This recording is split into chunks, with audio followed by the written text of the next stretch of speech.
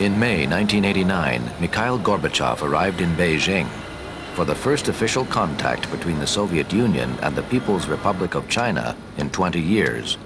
China invited the international press to record this historic visit. A huge reception for Gorbachev was supposed to take place at the site that symbolized China's power, Tiananmen Square. But Gorbachev's reception was canceled when students demanding greater democratic freedoms occupied Tiananmen Square.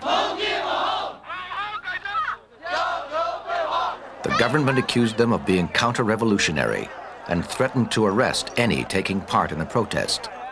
Their pleas for dialogue ignored, the students felt they had no choice but to continue occupying the square. International TV crews pouring into Beijing to cover the Gorbachev visit were soon covering the occupation of Tiananmen Square.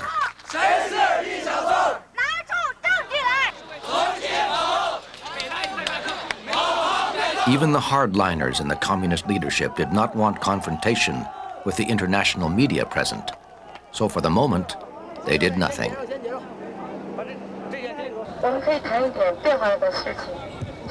Chai Ling, a student at Beijing University, had been elected commander-in-chief of the student protesters. She discovered early on that the mere presence of the international press was altering the course of events in Tiananmen Square.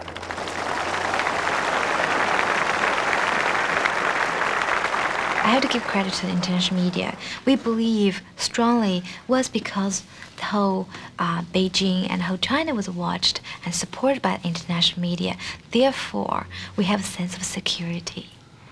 Give us a feel like we're being protected and being watched. I remember several students saying, the whole world is watching. The whole world is watching. We've got their attention. And now that we've got their attention, the state won't dare to put the army against us.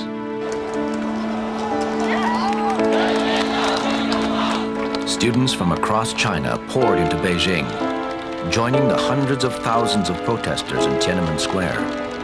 The images were broadcast around the world and filtered back into China. For the first time, the Chinese people could see what was really happening in their country. For the communist hardliners, this openness had gone too far. It was time to act. This is CNN's Prime News. And in Beijing, Bernard Shaw. Good morning from Beijing. Good For evening to CNN, you. the coverage in China was to be a defining moment. If I sound out of breath, it's because Ted Turner had created the all-news channel in 1980, after the big three U.S. networks had all decided that 24-hour news would never work. CNN proved them wrong, creating an effective and profitable news service that covered the globe. CNN was one of only 2 news organizations to bring a portable satellite transmitter to China. Other broadcasters relied on the satellite uplink, controlled by the Chinese government. On May 20th, the government declared a state of martial law. One of their first actions was to order CNN to shut down its transmitter.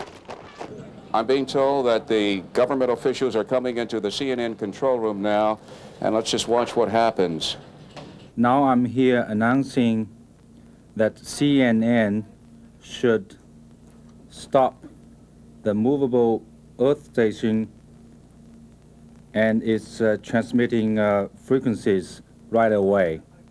Okay, we've heard the orders. We have our instructions from headquarters in Atlanta. The government had already banned the use of the state transmitter, Goodbye from Beijing.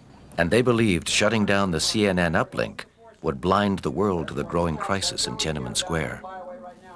They were wrong.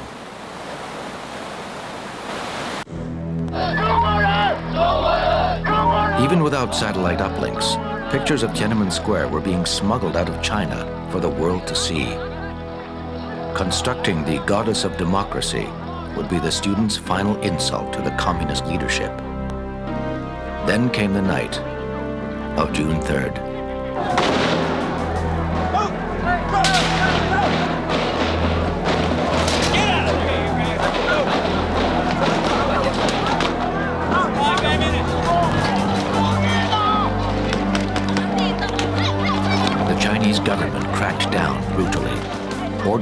troops to open fire on the unarmed students.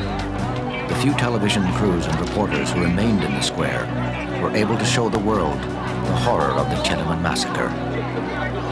The protesters paid a terrible price, but Chai Ling believes they achieved an important victory. I felt they were very successful, especially TV journalists, to capture the image of the story, because that's something China never able to have in the past 40 years in a closed society.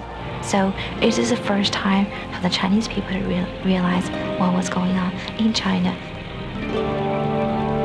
The images of Tiananmen Square sent shockwaves far beyond China's borders. Within a few months, they would help bring down the Berlin Wall.